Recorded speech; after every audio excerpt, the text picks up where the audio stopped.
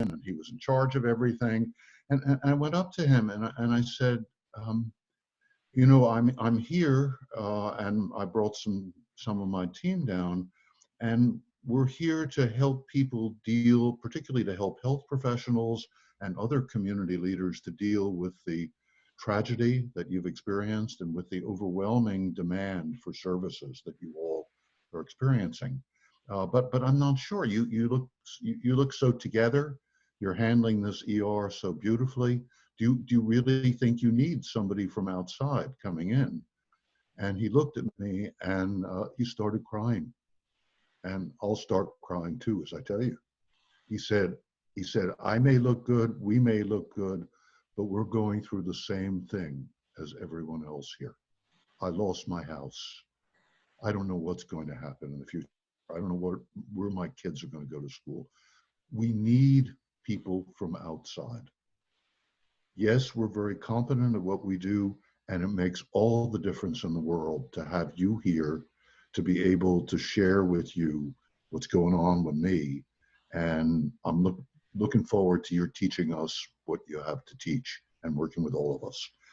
So I tell you that story because I think there are times when we wonder how helpful, you know, are we going to be to the people to whom we're offering our services. And the answer is that when people are in the middle of these incredible storms, whether it's a storm like a hurricane or it's a storm of the pandemic, they are overwhelmed, and it makes a major difference to have somebody who is not completely in the middle of it there with them. So I want to present that to you as my experience. And this has been my experience. I've worked in war zones and post-war and post-disaster situations, and after school shootings, and many with communities with historical trauma, and Nosheen was describing for 30 years now. And that's been my experience. There may be some mistrust at first. What are you doing here? What do you have to tell me? You don't know because you aren't in the middle of it the way I am. All those things may be there.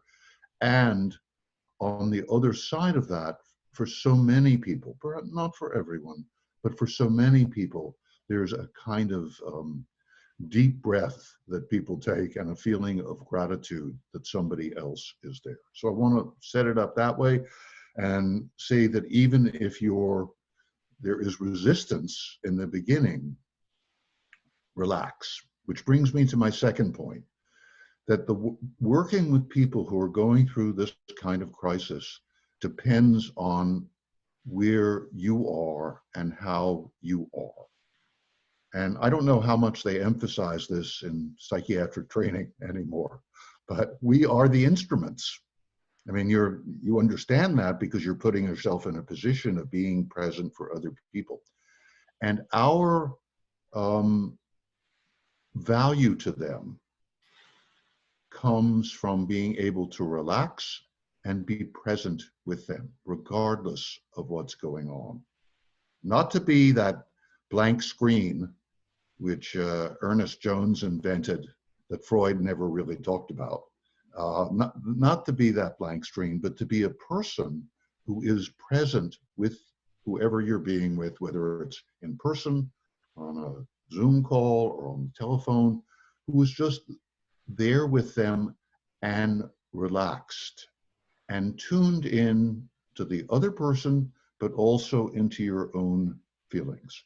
So the first job and the ongoing job of doing this work that you're doing and that we're doing at the Center for Mind-Body Medicine, and I'll talk to you a little bit more about that later on, is really being present to ourselves and then being with other people, the people whom we're there to advise, counsel, listen to, however you want to describe exactly what you're doing. And it'll be different in different cases. Which brings me to the second point. It's crucial to meet, and this is a cliche, but it happens, like many cliches, to be true, to meet the people where they are. So you may be thinking that the most traumatic thing is that somebody died on their ward or in their service just that day, but that may not be what's on their mind. I think we really have to give people the opportunity to share with you what is actually there, not what we think is there or what we think should be there, but what's actually going on with them. And it may be it may be a dispute with a coworker. It may be worry about a kid who's at home or relationship issue. So that's the second piece. These two are really very, very important. Now, one of the things that focus of our work at the Center for Mind-Body Medicine is giving people tools and techniques to understand and help themselves. So the focus is always on what we can share right from the first moment. This is in our minds. What can we share with you, not only that you can experience while you're with me, but what can you take from this encounter and what can you use in all the hours and days of your life after we're together? So I want to focus on two techniques that we use that are fundamental to helping people come into balance. Techniques that people can learn and use on an ongoing basis. And now I'm going to describe, and we're going to do the first one together. Second one, we'll maybe do a little bit of it together. We may not do the whole thing together. There's information. I'm going to go through these, but you can welcome to take notes, but you don't need to. On our website, there are videos of these techniques and many other techniques that we use to help people come into balance and understand and help themselves. We have webinars that are are up on the website that are completely devoted to these techniques and to teachings about them. For those of you who are interested, we also have mind-body skills groups where you can learn all of this material. These are 8-week-long groups, 2 hours a week, that are led by our faculty. We now have 40 going on, and Matt Erb has been instrumental in developing these groups. And I think Chanel is leading one. Nosheen, are you leading one? And Matt's leading one, and I'm leading one, and 35 or 40 others of our faculty. We have 130 faculty here in the US and around the world in mind-body medicine are leading these groups. So that's another way to get more information. And finally, there's a book of mine called The Transformation, Discovering Wholeness and Healing After Trauma. And you can order that on Amazon or Barnes & Noble or on our website. And it has a full, complete, comprehensive program that we use for trauma healing, called The Transformation, Discovering Wholeness and Healing After Trauma. It has all the techniques, all the science that underlies them, stories about them, and the research that demonstrates their efficacy. Because what we're hoping to do, and what I hope to give you a feeling for, is we're hoping to help people develop programs of self-care. That doesn't mean that we disappear as clinicians or teachers or supporters or however we define ourselves, but it means that right from the beginning, the focus is on teaching people skills that they can directly experience and that they can experience the benefits from, and that they can in turn use when they go home. And in the case of the people you're working with who are physicians, they may also want to be sharing those techniques with others. But the first place to start is with you. That teaching these techniques of self-care depends on us learning them, experiencing benefits. Why teach them if they don't do any good? Knowing them well, knowing both the benefits of them and also knowing the challenges that may come up. In psychiatry, used to be, back in the day when I was a psychiatric resident, everybody in my residency was in psychoanalysis. And whatever you may think of psychoanalysis, there was a deep wisdom in it, because it was understood that unless we understood ourselves with all the intricacies and weirdness that we had and all of our resistance and our challenges. And unless we understood the method, we really couldn't help other people do the same. And in a sense, this is not only a perspective of modern psychiatry, this is also the deepest perspective of shamanic healing. And the shamans are the healers in indigenous societies who are our ancestors, who are elders, who's always understood that you had to learn on yourself in order to help people learn about themselves.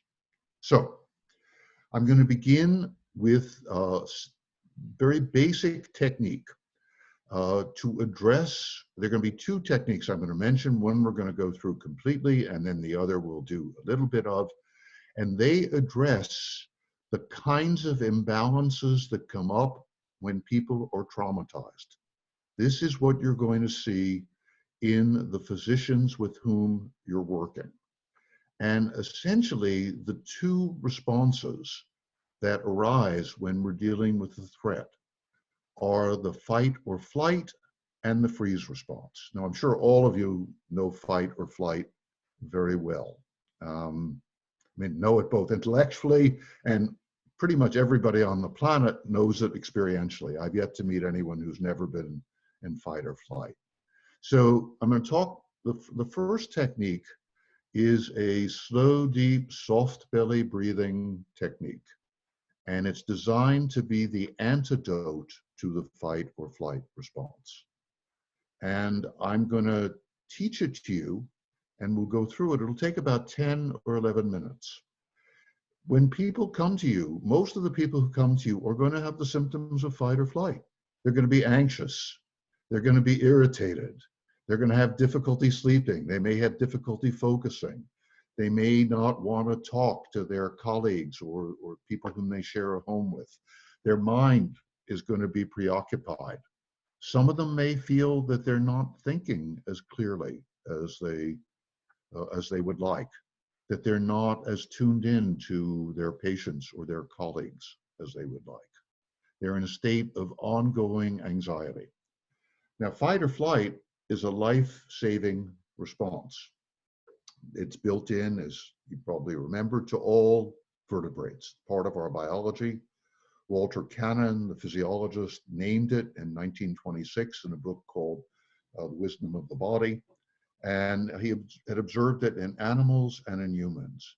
And it comes when we're threatened by a predator, when we're feeling lost, lonely, and abandoned, and perhaps also in high places. This is built into the biology. And what it is a response that is designed to prepare us to either flee or to fight. And whether we do one or the other, if we're animals, it's built into our genetic programming. So an antelope does not fight a lion. If a lion approaches an antelope on the Serengeti plain, antelopes, who as far as we know are not terribly smart, are at least smart enough to know you don't fight a lion. So they go right into flight and they're gone. Two lions disputing territory, equal stature, equal authority, may well fight over that territory. Fight or flight is a life-saving response. And we humans, fight or flight comes up not just when our life is being threatened, but when we feel threatened emotionally, when we're overwhelmed, as pretty much every physician you're talking with is going to feel. They're going to be in fight or flight.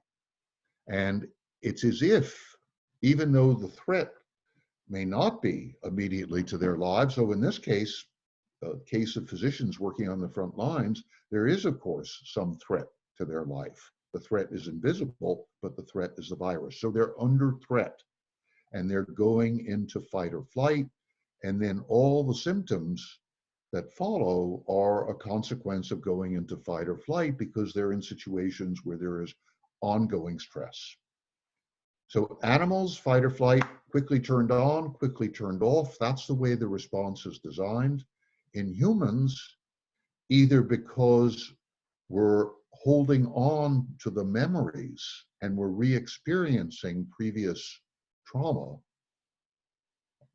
and therefore we're perpetuating the fight or flight response, or because we're in a continual situation of threat, fight or flight continues.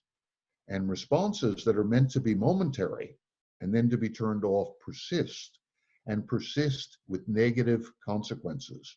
So the hypervigilance that's necessary to deal with an immediate threat becomes a kind of agitated looking around all the time and worrying all the time, and then fearfulness all the time, and in situations where it no longer serves the person. And the tense muscles, which are necessary to run or to fight, are of no use when you're, working in an emergency room. It doesn't do good. Doesn't do you good to be tense all the time, but that's there.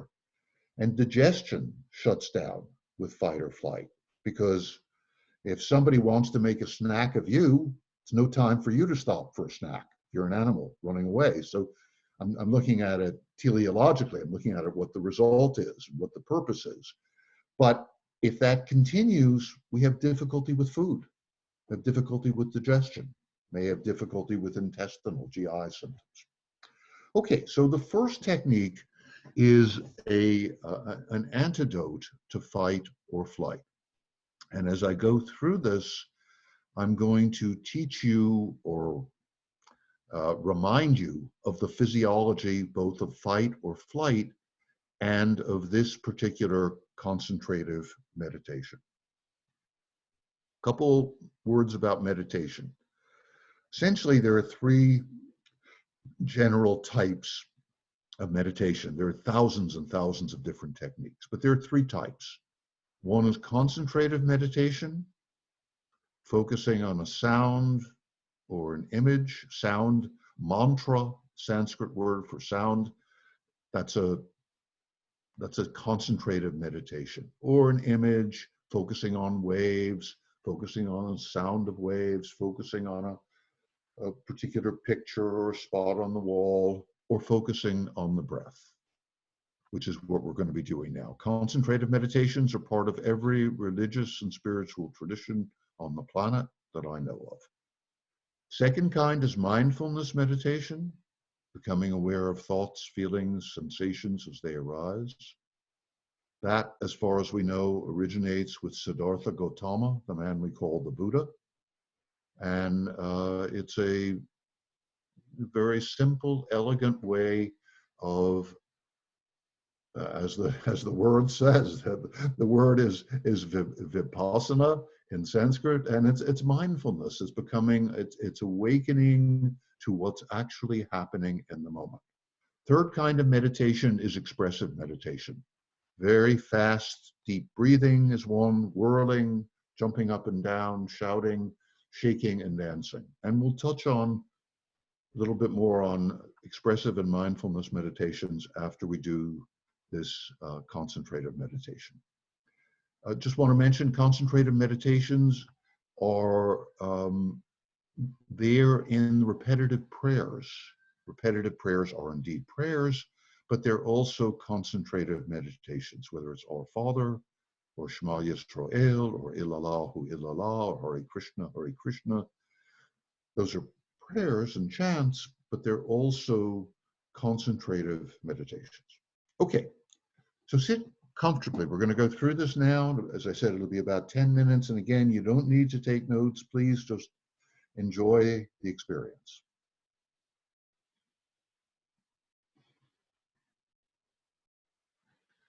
So allow your breathing to deepen.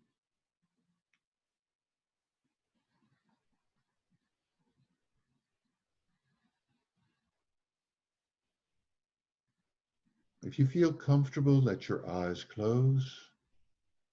Closing your eyes removes a great deal of external stimulation.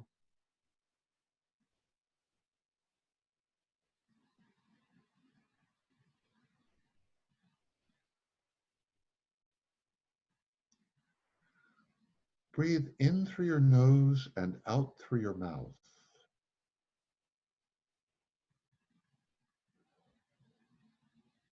This is a very relaxing way to breathe. Maybe a little unfamiliar, but you'll get the hang of it after a while.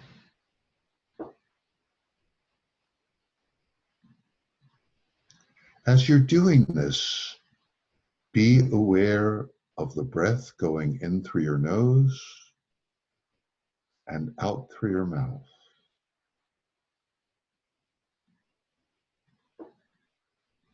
To enhance the concentration, you can say to yourself, soft as you breathe in,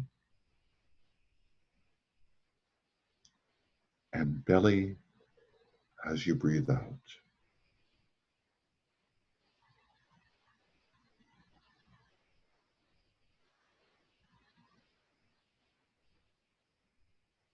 And to enhance the effect still further, be aware of your belly softening with each exhalation.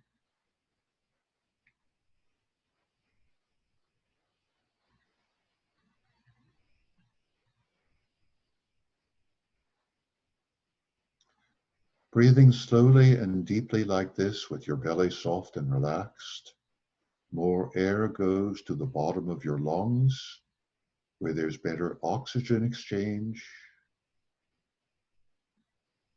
and oxygen enters the bloodstream and feeds all the cells in our bodies, keeps them healthy and balanced.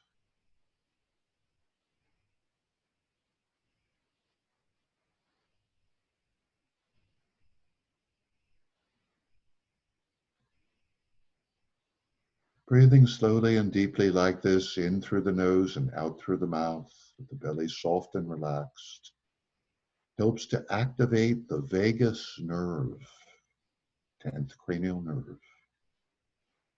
Vagus means wandering in Latin, and this big nerve wanders up from our belly through our chest, back to the central nervous system, to our brain.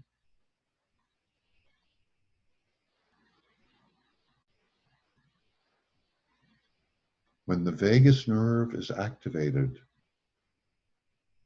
it slows heart rate, lowers blood pressure, helps to relax the big muscles in our bodies, and enhances digestion.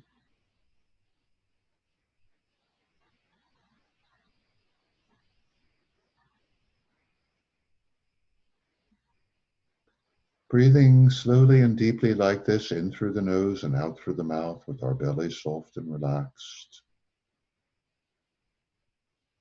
quiets activity in the amygdala. That's amygdala, an almond-shaped part of the emotional brain responsible for fear and anger.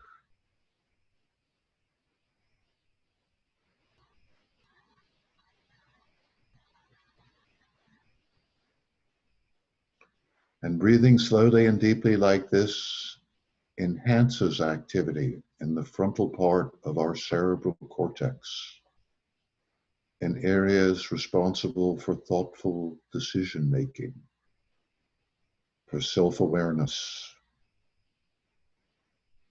and for compassion.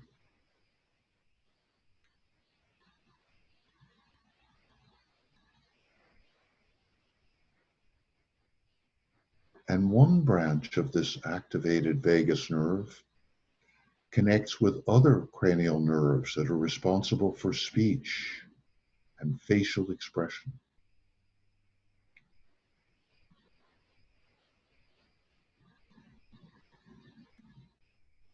So when we breathe slowly and deeply like this, in through the nose and out through the mouth, with our belly soft and relaxed, we're quieting our body.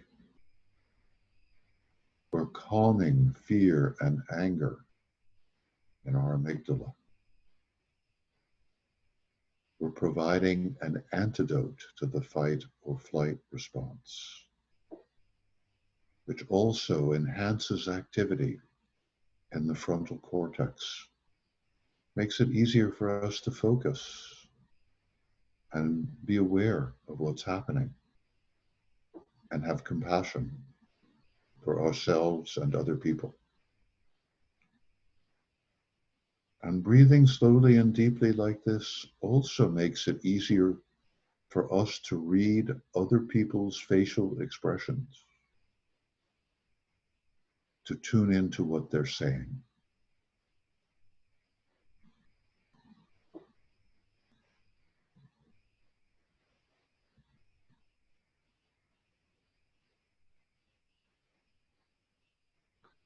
Breathing slowly and deeply like this, in through the nose and out through the mouth with the belly soft and relaxed.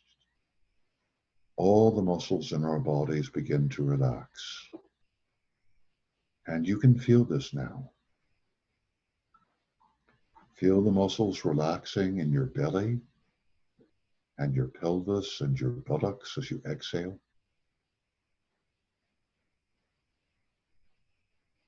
Feel the muscles relax in your legs and feet.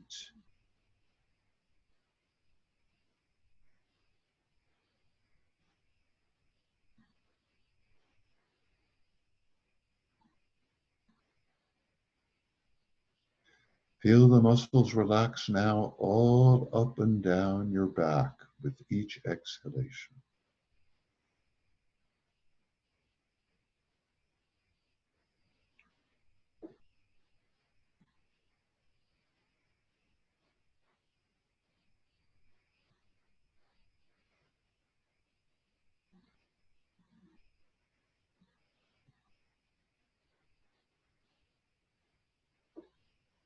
Feel the muscles relax in your chest and your shoulders as you exhale.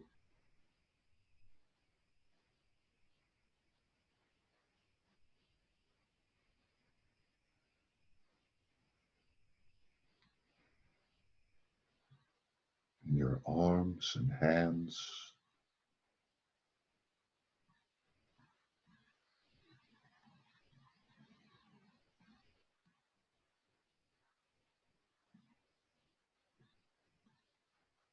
Feel the muscles relax in your neck and face and head.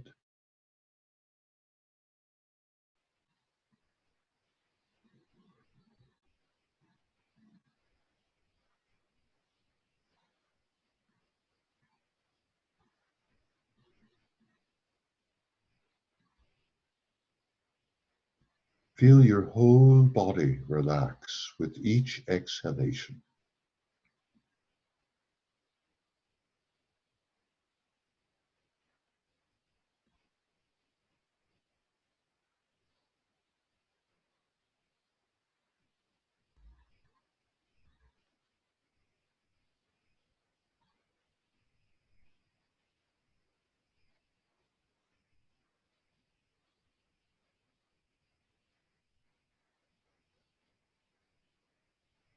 To encourage this process, say to yourself, soft as you breathe in and belly as you breathe out.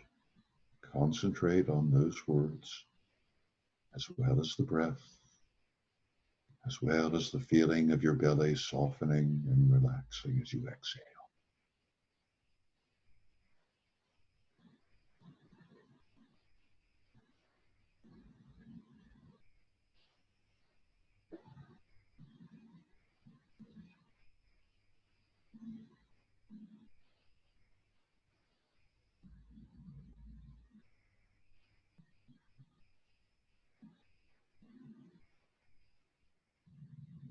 If thoughts come, let them come, notice them, let them go.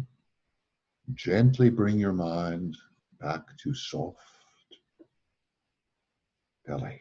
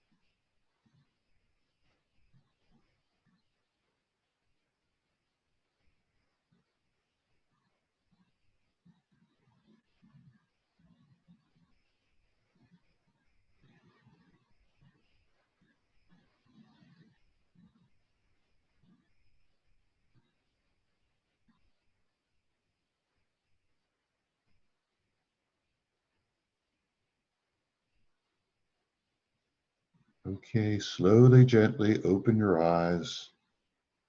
Let your attention come back in the room.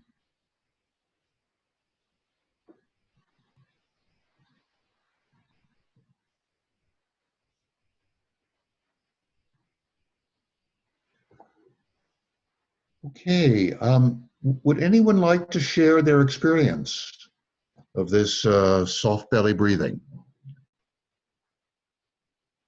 Uh, you can say it, if you say it out loud, say it loud, please. Um, Well, if someone's talking, please unmute yourself to talk. Please, whoever would like to speak, speak. You unmute and speak. Anyone want to share? I can. So I practice this with my patients often. I've never used the soft belly technique, but as far as words, but I use that, breathe in and fill your belly and then exhale and empty that belly. And, I have them put a hand on their chest and their belly so that they can feel where they're filling their air. But I like using those words because it helps with them focusing on those words. For me, the touch part is what has been helpful too, but I like when someone else tells me to do it and I can sit and do it with them. It felt good. I'm sorry, what was your experience of this technique? I liked the words. For me, typically I use touch and not necessarily the word soft and belly, or where their hands are on their body to gauge where they're breathing, but the words were helpful. Okay, thank you. Who else? Anyone else? Just want to hear from a couple of you to get a sense of what this was like. Just want to thank you. It's indeed very, very useful when someone is doing it with us, and it's a good reminder of a few minutes taken to do this can really radically change what's happening inside. So thank you. Great. Thank you, Bernadette.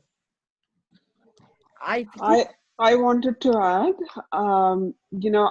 it was very, very calming for me when I started to do the soft belly breathing.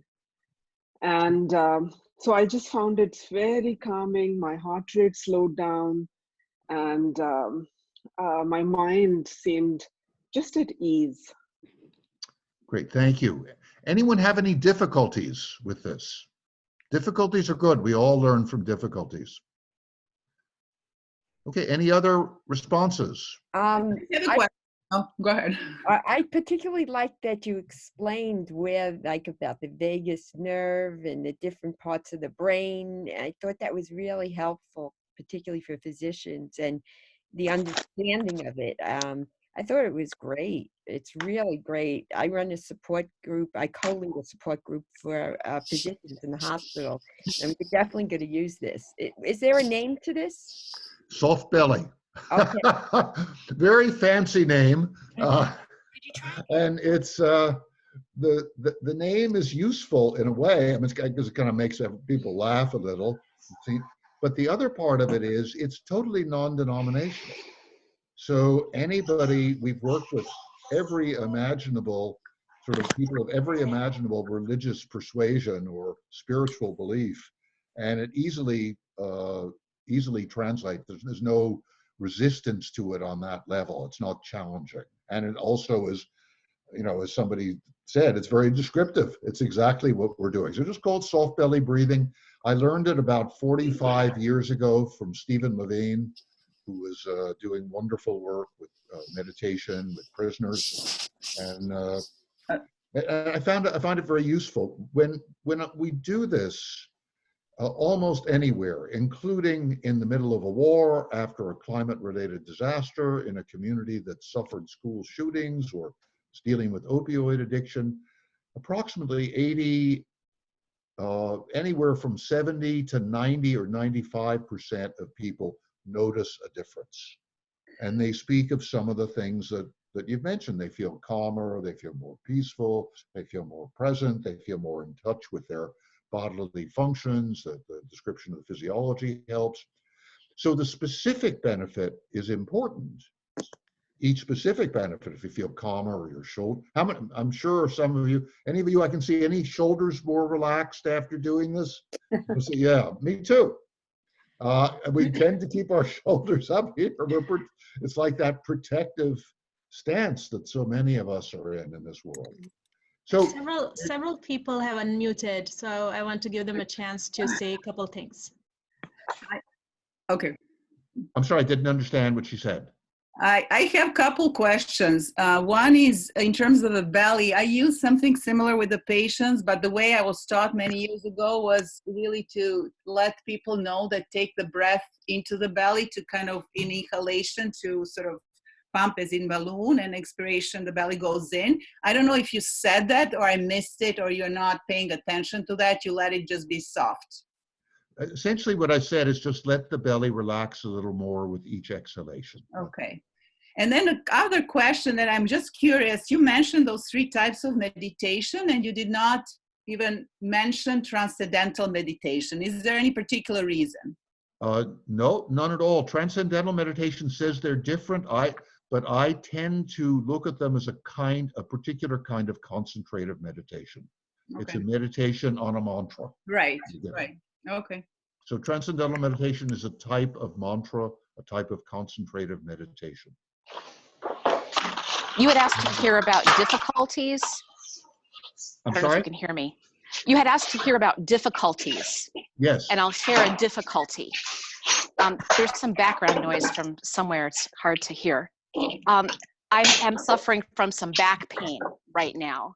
And so I was trying my best to think about the soft belly, and I'm doing the breathing, but throughout it's just the pain pulling me away from that and just encountering that constant tension between wanting to relax, but then a very specific part not being able to. So there you go. Yeah, I think just about everybody has thoughts.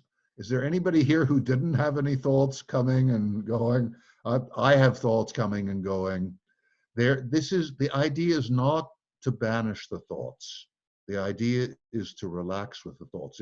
If you keep on trying to push them away and say, no, I want to do this meditation, then you're going to cause more trouble for yourself.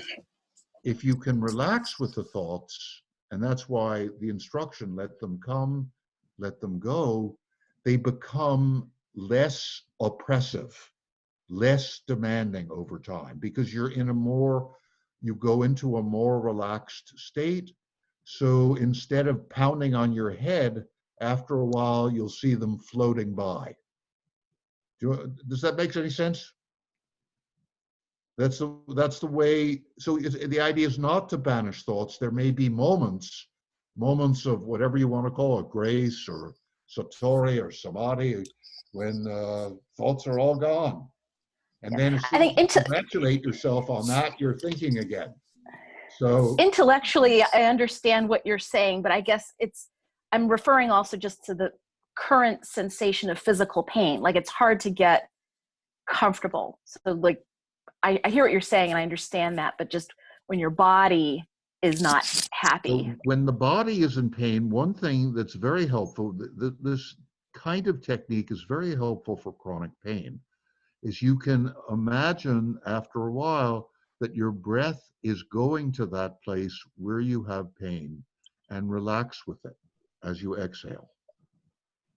So whether it's a pain, if it's a pain in a specific place, or sometimes people with coronavirus, for example, have, the way many people with viral infections, they have whole body pain. So it's a question of relaxing into the pain. And I'm saying it's simple. It's not always easy.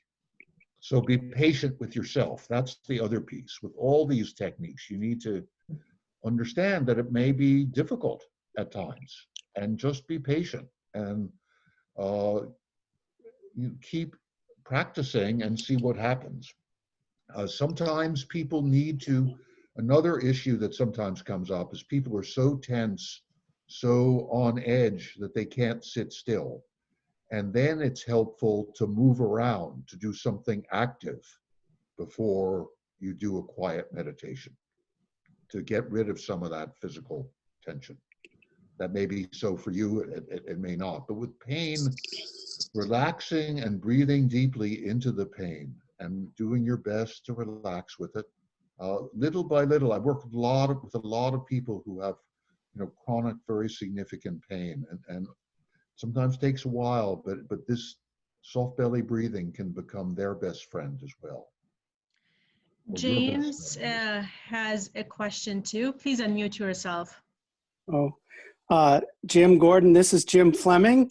You remember me from the professional training courses. I've taken 2 of them. They are wonderful. I do teach the soft belly breathing to my patients. And can I add, Jim, one more thing that may be helpful to folks with back pain, since I have it also, is it's important not to make us more miserable when we do this. And I think it's helpful to get in a comfortable position. I think walking around beforehand to get the blood flow is good, but I am able to meditate in pretty much any position, lying on my side, on my back, on my belly, which kind of flattens the pelvis, extends the low back, and that takes pressure off. Can you comment on becoming, making sure you're comfortable before you start this meditation? You said it. I think it's a very good idea. Meditation should not, there's no particular reason to create more pain for yourself. So be in as comfortable a position as you can, whatever is comfortable for you. Thank you. The other thing is that this is very, soft belly breathing is some technique that's very useful for people who want to go to sleep. It's what I do if I'm having trouble sleeping. If I wake up in the middle of the night and I don't go right back to sleep, I just lie there and do soft belly breathing for a while. One other thing I want to say about soft belly breathing is that it is not only specifically helpful in all the ways that we're describing, but it also lets you know in a way that is, in a sense, indisputable, because you're experiencing it yourself, that you can make a difference in how you feel. This is really important when we're under considerable stress. As you well know, the hallmarks of depression are helplessness and hopelessness. And doing a technique like this, doing soft belly breathing, we see that we are able to help ourselves, and it gives us hope that we can do more for ourselves. So this is important to all of us, and it's going to be, I think, important to many of the people with whom you're working, who are going to feel, I don't know that I can ever get out of this. I feel so overwhelmed. This is going to go on, and what can I do? And I don't feel like I can do anything to help, and it's all out of my control. So giving people techniques right from the beginning, and I teach soft belly breathing for most people the first time that I see them, whether I see them in my office, or I see them on a battlefield, or I see them in a refugee camp, or I see them in a hospital, wherever I see them, after I've spent some time, a little bit of time getting to know them and finding out what's going on with them, when they give me an opening by telling me they're anxious, or they're telling me they're having trouble concentrating, or I'm thinking about the people you're seeing, or they're going home at night and they're picking fights with their partners or their kids. That gives me an opening, and I will say, are you interested in learning a technique which may help you deal with that? So I want to, and I think in order to do that with other people, we need to appreciate and value what we're sharing with them. And I would say that's true not just of soft belly, which we're talking about now, but it's true of anything you're advising other people to do, anything that you're helping them to do for themselves. It's got to be something that somehow you know in yourself, from your own experience, as well as from perhaps the scientific literature, that it is likely to make a difference. If you don't know it from your own experience, it doesn't mean you can't. I rarely use anything I don't know from my own experience with my patients, no matter who they are. That it's really I've learned the benefits, I've learned the limitations of many, many techniques. And it's my learning that enables me to feel confident, but not arrogant, as I share them, whatever I'm teaching with other people. So if I'm teaching soft belly breathing, I may describe the benefits, the way it can decrease stress and improve mood and improve digestion and relax big muscles and lower blood pressure and help with sleep and concentration and make you less anxious and angry, how it can in fact decrease activity and decrease the size of the amygdala in the brain. You do this regularly. Decrease the size of the fear and anger center in the brain, and how it can not only increase functioning, but increase the size of our frontal cortex in those areas responsible for decision making and self-awareness and compassion. I may share all that, but it's grounded also in my experience, and also in my experience that it may be difficult for some people. Thank you, Dr. Garden. I'm sorry, what's Smita? I was saying thank you for saying that you are able to, you share with people and that helps them too. Yeah. And I'm going to be a little bit mindful of time. It's 11:55.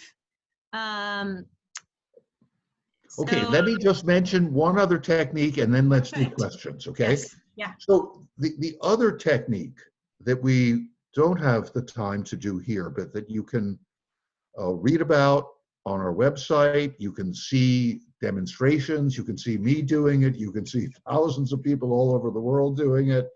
I have a webinar on it, and I describe it in detail in The Transformation, in my book, The Transformation, is shaking and dancing. This is a combination of the second and third kinds of meditation. It is primarily an expressive meditation. These active physical meditations are the oldest meditations on the planet. All of our ancestors did them, and all indigenous people continue to do them. They're chanting, they're moving, they're shouting, they're breathing fast, they're shaking, they're whirling, shaking and dancing. I'm just going to ask you we've been sitting for a while, so I'm just going to have you stand up. We're going to shake just for a couple of minutes, just to give you a little feeling for it. So you're going to see my midsection and not the top of my body. What I'm doing is stand up with me. Come on, just give yourself this experience. Stand with your feet shoulder width. If you can't stand, you can do this sitting, and start shaking from your feet up through your knees and chest and shoulders. Good, you let your head go, and you can let your jaw hang open. Many of us carry a lot of tension in our jaws, and just about all of us carry tension in our shoulders. So we'll just do this for another minute or so. Just shake as hard as you can. You have nothing to lose except your tension. There are really no contraindications to this.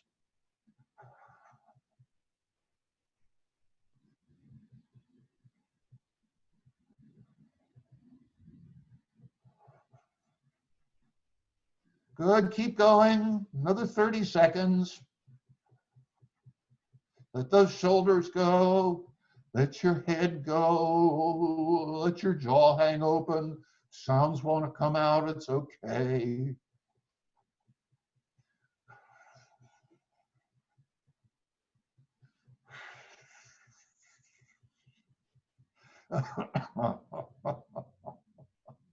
Okay.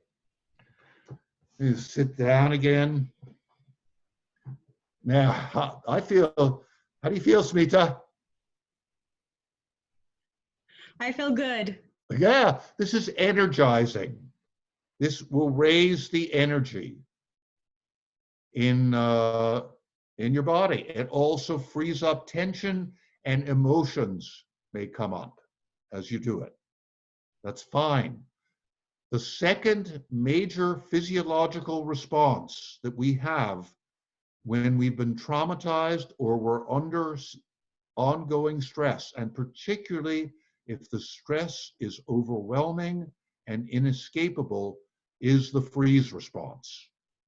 Now, I'm just curious, just the people I can see, how many of you know what the freeze response is? Some, but not all. Okay. It's not nearly as well known. Fight or flight's pretty much universally known.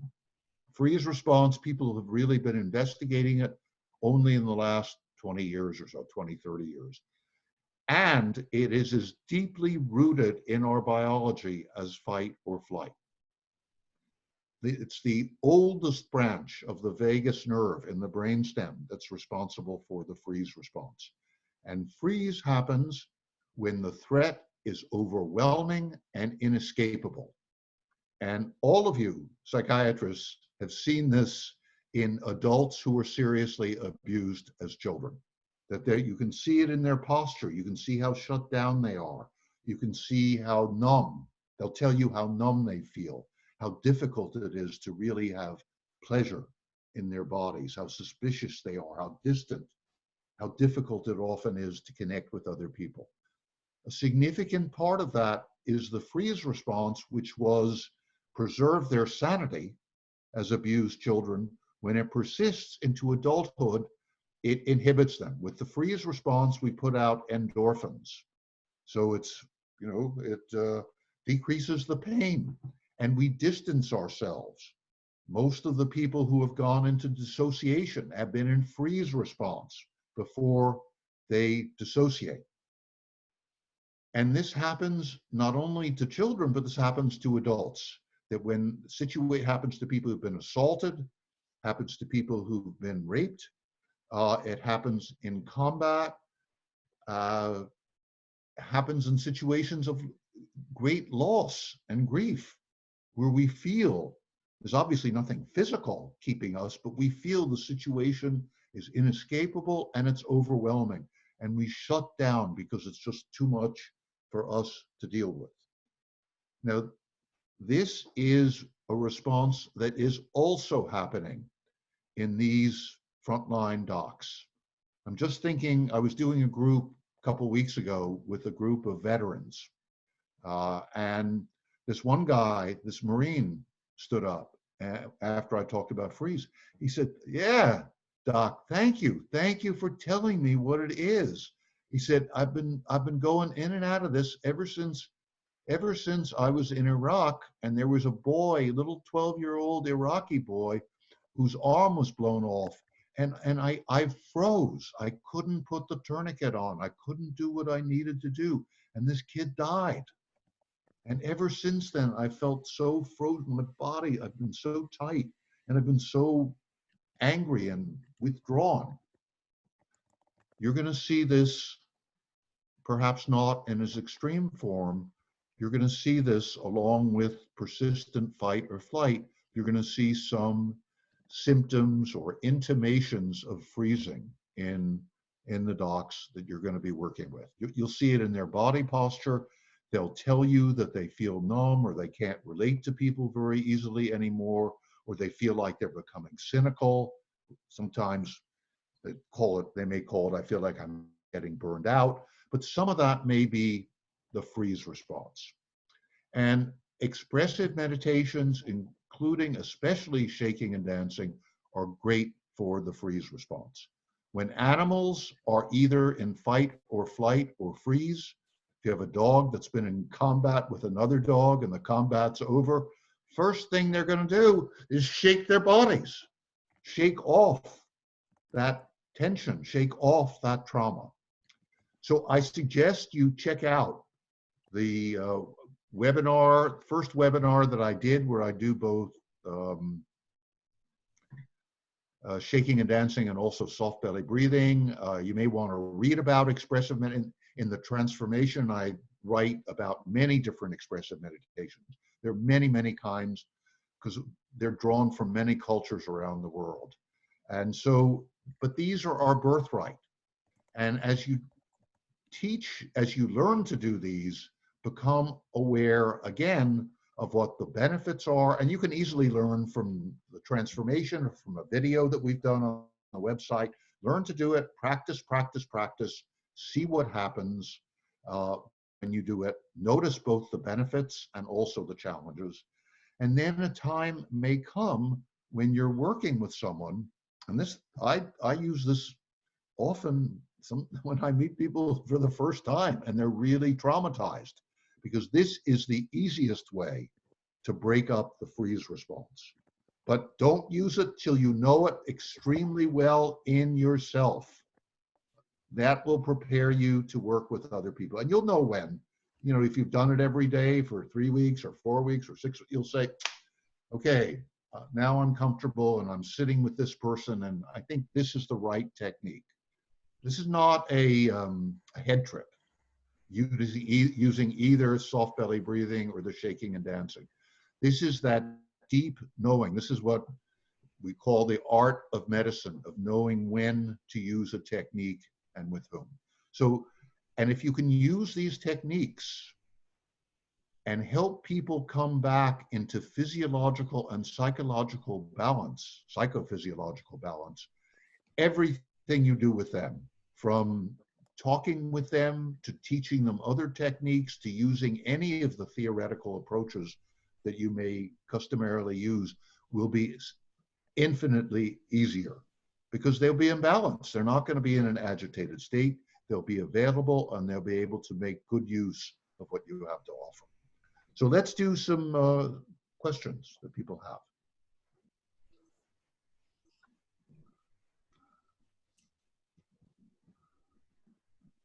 Anyone? Hi. At the beginning, you talked about how it's so important to have someone outside of the traumatic experience who can process it with you. And can you speak some about the benefits of the shared traumatic experience processing versus someone who's outside and not experiencing it with you? I think both. It's a great question, and I think both have their uses.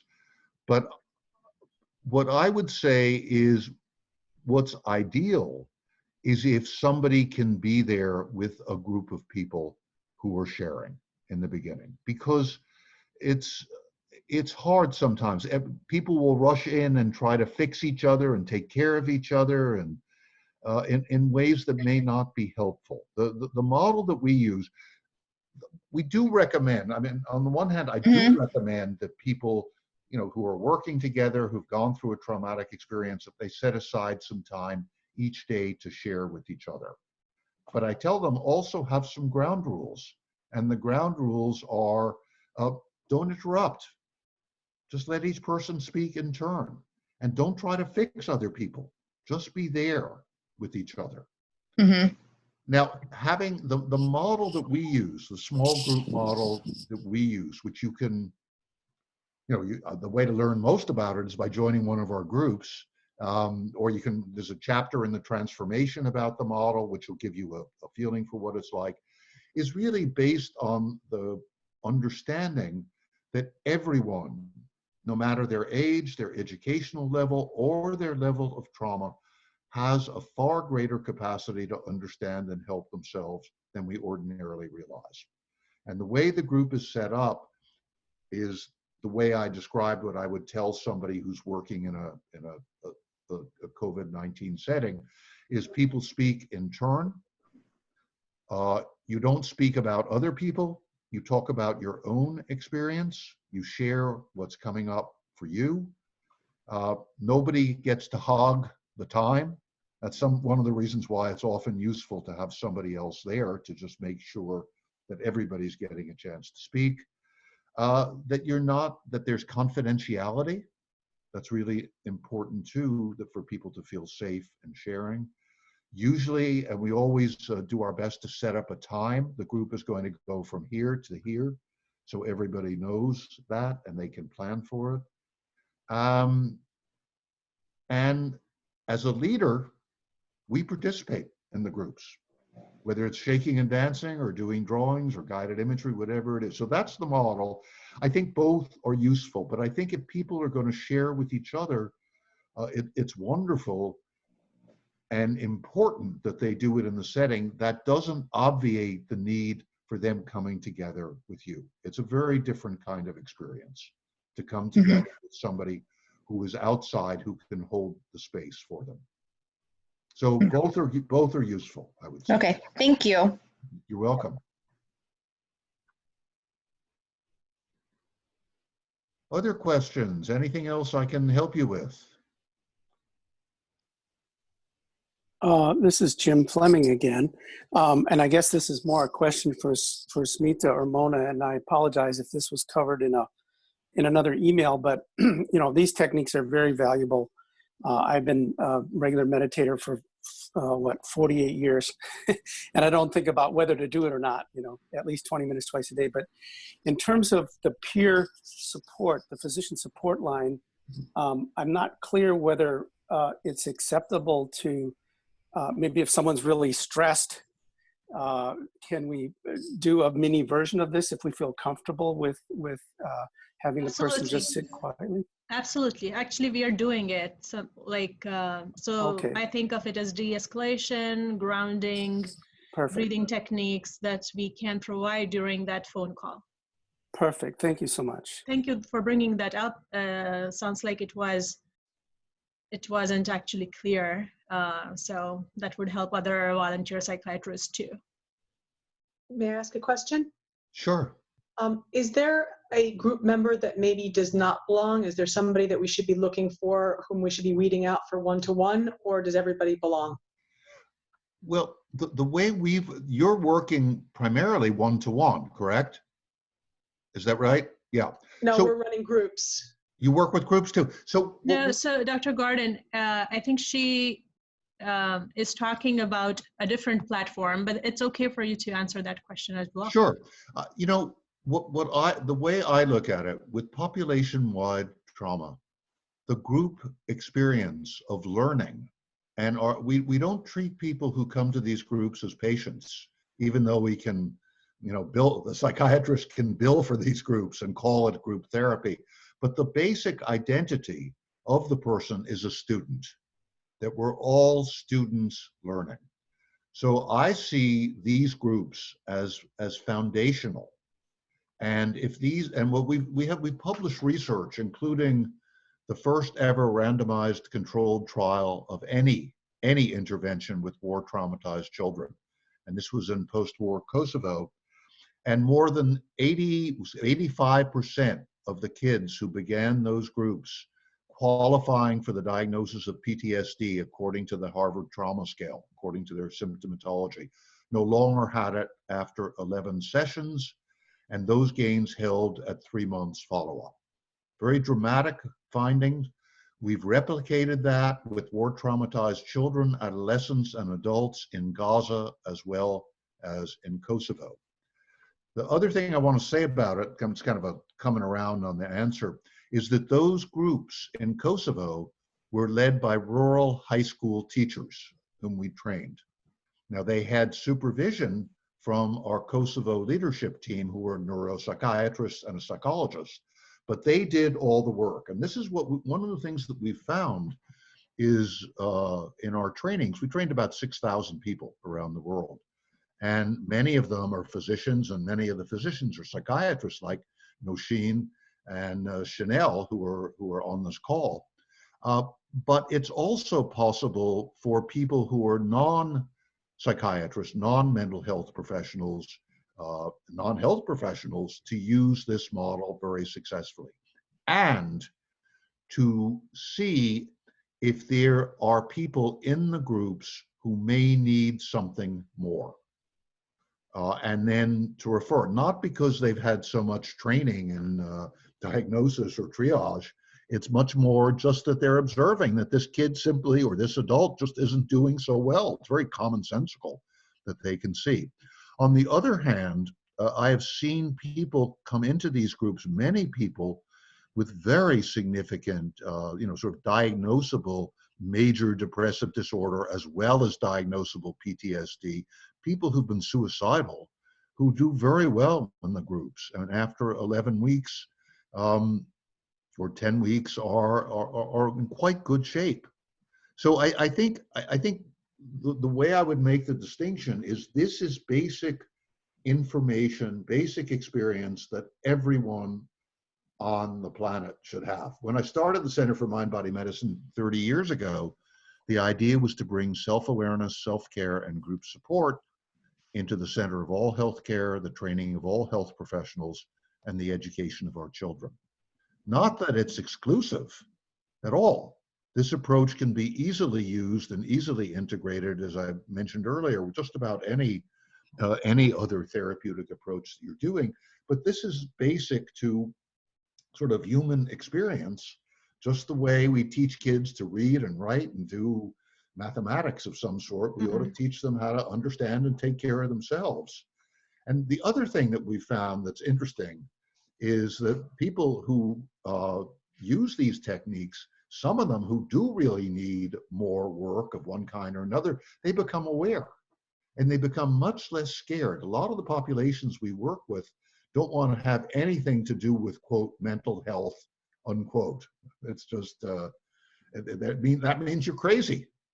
And that's true of not just the people overseas, it's true of Americans, military people, first responders, many, many other people just don't feel comfortable, but they do feel comfortable with this kind of approach. And a lot of physicians don't feel comfortable with mental health either. Yeah. So, to that effect, you know. To that But when effect, you're Dr. teaching Gordon. people skills and giving them skills, and doctors like to learn skills, then you have a kind of different approach and a different kind of relationship. And yeah, of course, there are some people who need more than is offered by this approach, but it's a relatively small number, I would say. Laura, did I respond enough to your question, or is there more to it? Absolutely. Thank you so much. Okay. I see two more hands, Kieran Blackman and Bernadette. Unmute yourself one at a time and please speak. Hi, I'm Kieran. I was curious about something. So I've meditated for a number of years, but I have rarely done it in a group setting. So, just occasionally I've had the opportunity to meditate with a friend that also meditates, or meditate in a group setting, like a yoga type setting or class or retreat or something. But when we did it here today, I always notice every time I've done it that there's just it almost increases the power of it in some way for me, but I have no idea if that's research-based or if that's just my own experience. And it made me wonder if, when we're coaching people in different settings, but also in a one-on-one phone call, that if they partnered with someone else, even if they were doing totally different meditations silently, is there anything to suggest that would be more helpful to them? I think it is more helpful to many people. I wouldn't say it's 100%. There are some people who are, by inclination, they're solitaries and they just want to do things on their own. But most people feel exactly what you're saying. They feel there's a kind of resonance that goes on between, this does happen between people. There is, we are electromagnetic creatures. So when we're sitting and we're doing something similar with each other, when we're relaxing and we're coming into a more balanced state, I think there is, I don't know that, Nosheen, do you know I don't know if anyone studied this, but it's a really interesting thing to study, that we do come into resonance. I see this all the time, and people say exactly what you're saying. We'll all be doing this with 200 or 300 or 1,000 people or 2 or 3 people. There's, and there are different phenomena when you do it with a lot of people and do it with just a couple. So yes, I think it's great. I would teach people the same meditation though.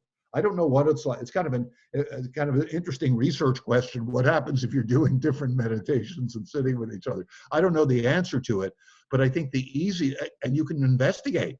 You can look at that and see what it's like for those people. My inclination would be to have people doing the same kind of technique, whichever one it is, together. But it can work.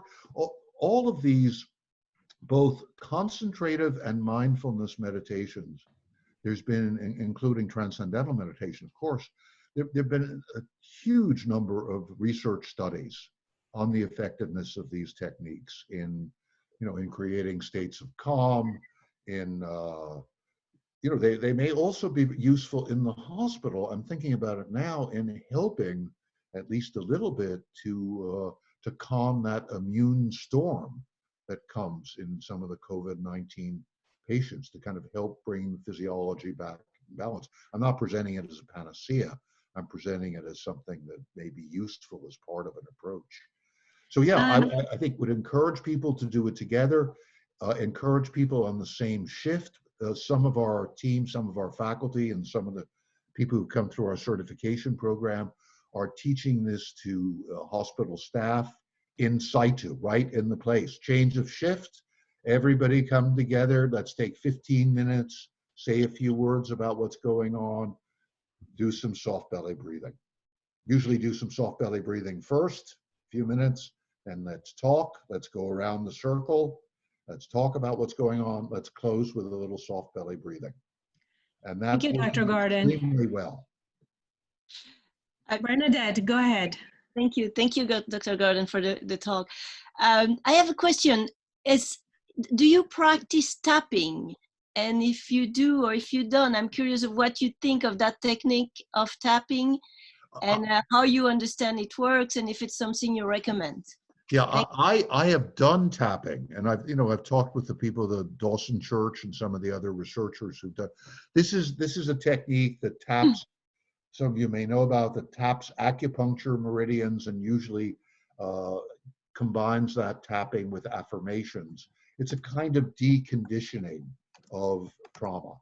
I have experienced it myself several times. It's not a technique that I personally use or that we include, but some people say it's very, very helpful and very effective.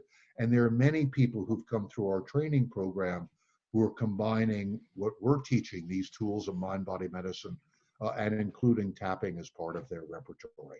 The research on tapping shows that it does seem to be helpful. If you take a look in the transformation, I cite the most important research on tapping and a whole bunch of other therapies. And I think for some people it's useful. I think that the issue here when you're working with people is to share what has worked for you. And if tapping works for you, and check out the research literature too, so you feel confident about it. If it works for you and feels comfortable for you, I would include that in what I taught other people. It's not a technique that I find particularly useful for myself, although I acknowledge it's used for other people, or congenial. It just doesn't, I might teach Qigong because that feels, that's more like what I like to do. So I think, but this is the other thing that's really important, is you're all different. However many people have been on this call, each of you is different, and you're going to combine whatever tools I teach, whatever other tools you have, in a way that's unique to you. And it's really important that you're going to develop your own way of being with the people you're working with. The first thing that I want to come back to is, it is crucial for you to be relaxed when you're working with other people. So the more effort you put in, whether it's soft belly breathing or shaking and dancing or hitting a punching bag or, jumping up and down or, reading a good book, whatever it is that brings you into that state of relaxed moment-to-moment awareness, which is the goal of meditation. That state is the one which you're going to be most available to the people you're helping.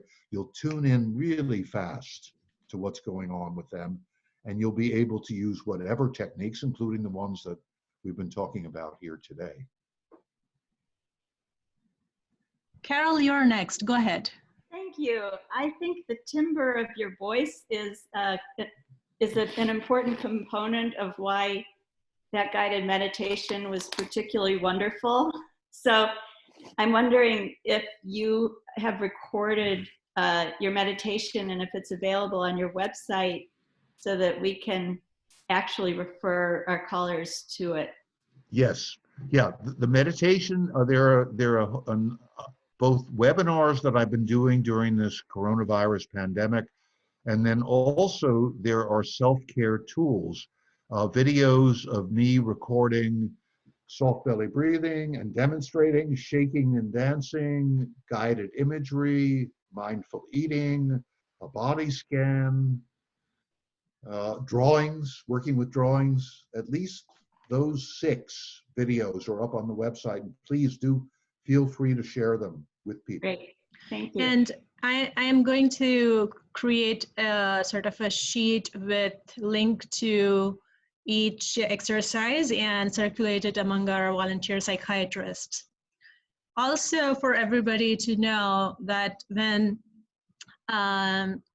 Amelia, one of our volunteer psychiatrists, connected me with Matt Erb, who's from Center for Mind Body Medicine, there is a thought of whether can we use our initiative and connect physicians for group sessions through Center for Mind Body Medicine. The logistics and how it will work is still on back burner for me, but hopefully this session will give momentum to that and we'll think about it. Whether it happens now right away or whether it happens as a part 2 of our effort initiative here, because our physicians are going to need help throughout, even after the initial peak of coronavirus goes away.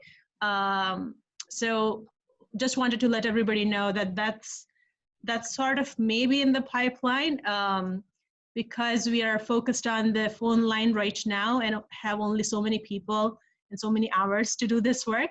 But I just want to let you guys know that we could potentially do this work and bring CMBM and the groups to our physicians through our initiative. Beautiful, Smita. And we welcome you or the physicians you refer to those groups. We'll be having many more that will be starting soon. And also, thank you again for mentioning that. We'll be having a training program this summer. It will be, if we can't do it in person in Minneapolis, July 17 to 21, we will do it online. And you're all welcome to come. And it's a full training in mind-body medicine, and you can, read about the training online, and you can, be in touch with us and get more information about it. We want to share this work as widely as possible. It's really, it's a joy for me to see so many psychiatrists interested in this. I mean, we should be, this is a little pep talk for psychiatrists, we should be leading the way of medicine into the future, because we're understanding how powerful psychological factors are in every imaginable kind of chronic condition that we have. And we have ideally we have the kind of breadth of experience and breadth of perspective that we can be a major help to our colleagues as well as to the patients who come to us. So I'm very excited to work with you, and I'm happy to come back, Smita. If you want me another time, just let me know. I'd be very happy to come back and be with you all again. And please do check out the Center for Mind-Body Medicine website. Nosheen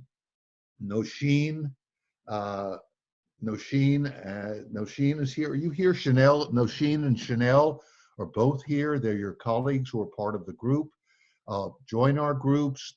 Look at the videos.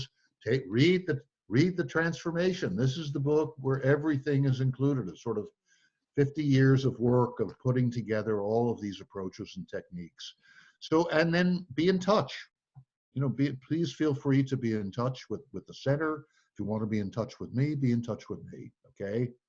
So I think, are we coming too close to an end, Smita? Yes, and Dr. Gordon, I see a lot of thank yous and gratefulness coming on our chat from the volunteer psychiatrist here. People have really loved this experience. And I'll speak to the guided piece of it, that yes, we all have in some or the other fashion have heard or practiced the meditations that you did for us today, but having somebody guide us through it is a different level of experience. And intellectually knowing it and experiencing it are two different things. And that's why this has been very helpful to bring even volunteers back into their center. So that it's a reminder that if they can do it, they can help others do it.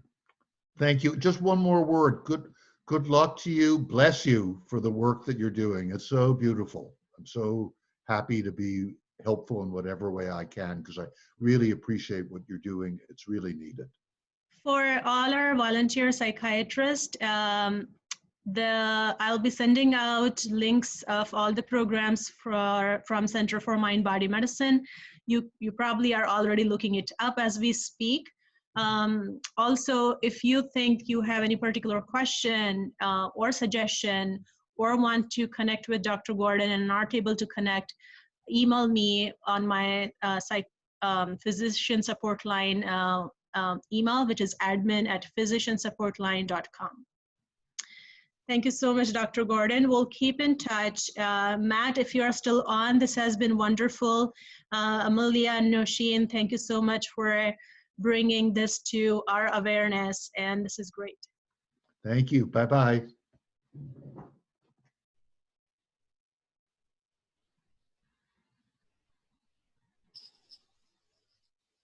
Bye, Jim. So great to see you again. Nice, Jim. Thank you. You're the greatest, man. Love you. Hi, guys. What a great way to start my Saturday. Love y'all. Bye, all. Thanks, Smifa. This was wonderful.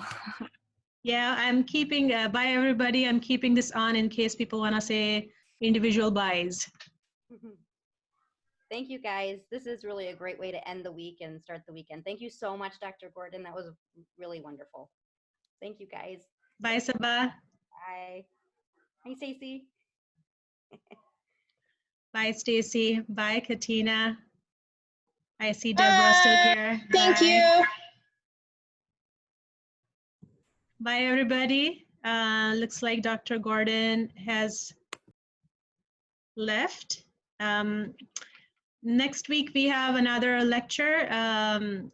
It was supposed to be at the same time, but there is a PA meeting at the same time. So I'll be sending announcement about change of time if our speaker and everybody else feels okay with that.